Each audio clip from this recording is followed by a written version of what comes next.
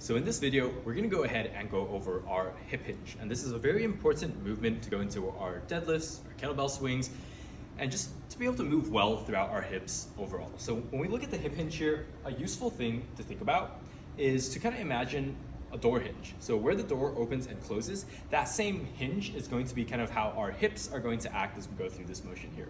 So we're gonna stand up here, feet about shoulders width, and we want loose knees here, okay? So we don't want to lock the knees. If we lock the knees and you realize you can't really hinge back with the hip too far there, everything does start locking up at that point. So relax the knees, and then when you're ready, let's go ahead. Loose knees, drive the hips back as far as you can. As we drive the hips back, the body follows the hips. What I mean by that, once the hips stop moving, the body is going to stop moving as well there. So as we push back, we stop there, body stops with the hips, and then we'll go ahead and drive right back on forward. Knees fully extended, hips fully extended, and we're gonna end in this position here. So once we grab onto a weight, what this is going to look like, grabbing onto the kettlebell, stomach's tight, squeezing in my upper back, go ahead and drive back, then up and through. Drive back, and then up and through again there.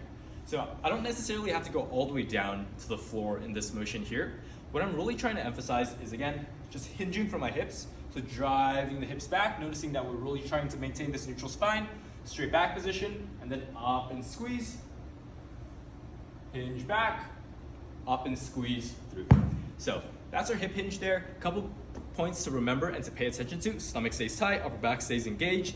We should feel most of the contraction through our hamstrings and our glutes. That's your hip hinge.